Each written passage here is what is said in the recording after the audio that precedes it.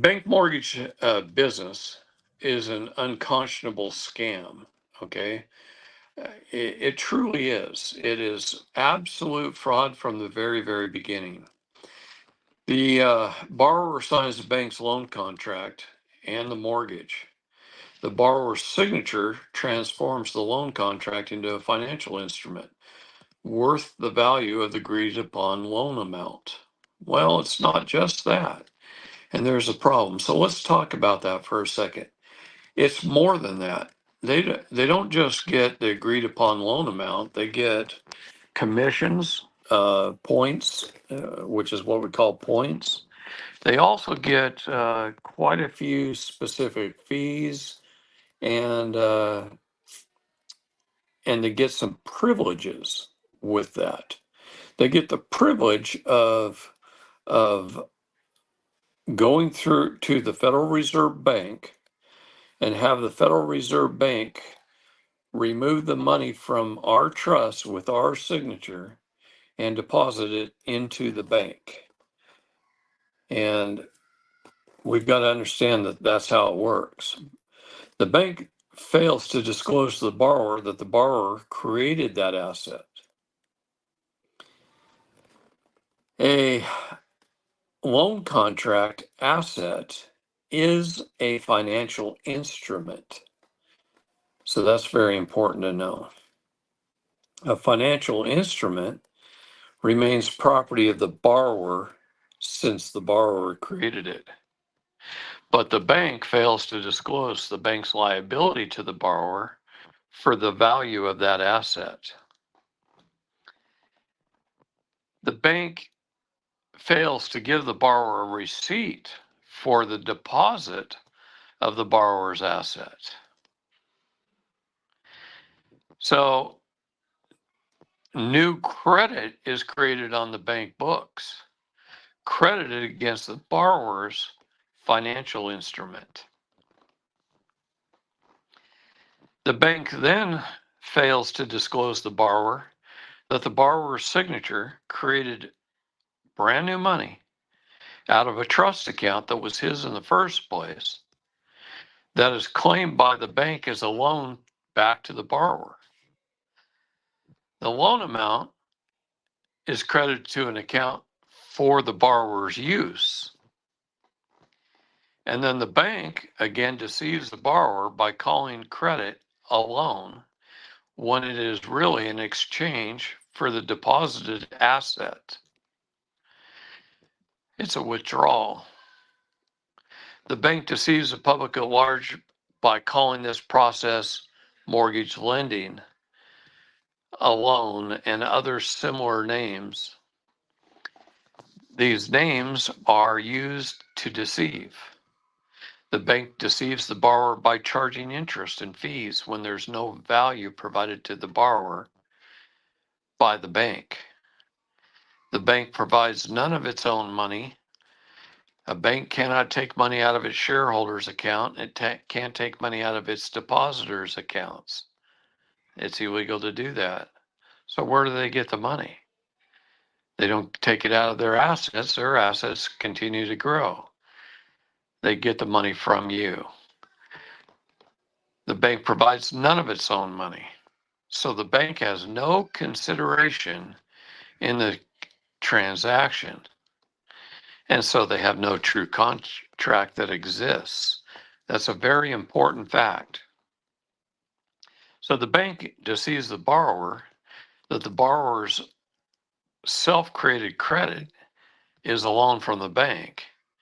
Thus, there's no full disclosure. So no true contract even exists. The borrower is a true creditor in the transaction. The borrower created the money. The bank provided no value. The bank deceives a borrower that the borrower is the debtor and not the creditor. Well, if the bank provides no value, then the contract is null and void. There has to be equal value or consideration, whether it be for labor or money, and the bank doesn't provide any value. The bank then hides its liability by an off-balance sheet accounting and only shows its debtor's ledger in order to deceive the borrower and the court. The bank demands the borrower's payments without just cause, which is deception, theft, and fraud. The bank then sells the borrower's financial instrument to a third party for profit. Sale of the financial instrument confirms it has intrinsic value as an asset, yet that value is not credited to the borrower as the creator and depositor of the instrument. The borrower's financial instrument is converted into a security through a trust or similar arrangement in order to defeat restrictions on transactions of loan contracts. The security, including the loan contract, is sold to investors, despite the fact that such securitization is illegal, and the promissory note must be attached to the deed of trust. If it's separated from the trust, it's securities fraud. It's illegal. And they always separate it. Now I'm going to tell you something. If these words that I'm saying now, and I'm not finished yet, but if these words that I'm saying were written down and submitted in a court case in an affidavit of truth and fact into your foreclosure case, you just may win. The bank is not the holder in due course of the loan contract. Only the holder in due course can claim on the loan contract. So the bank, again, deceives the borrower that the bank is the holder in due course of the loan. Banks are in the business of creating a security and nothing else, and that's part of their corporate charter. A bank mortgage business is an unconscionable scam. So write these things down. This is very important knowledge. You can replay this, stop, replay it again. But I found that to be very, very valuable for people that have foreclosures. And it's been used before to halt foreclosures, to stop sheriff sales. And the more you can do to take the property out of commerce and put it into the private, the better off you're going to be. Now that means to remove the address from the property, to remove the lot, block, and tax number. You can do those things by refiling a deed on real property under meets and bounds description. And you can put that property in trust. You can do it under a land patent, put it in trust, and you can save that property.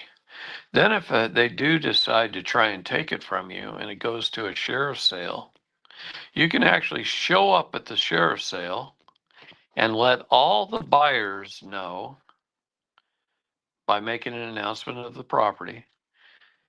Let the buyers know that the property they'll never be able to get a clear title on it, which makes the buyers turn around and walk away. If the sheriff cannot sell the property at the sheriff's sale, if there's no buyers willing to buy, he only gets one opportunity to do so. And if he doesn't, then you can put a motion to dismiss and regain your property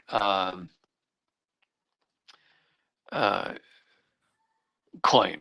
You can regain that claim. So that's a provision that not many people know about.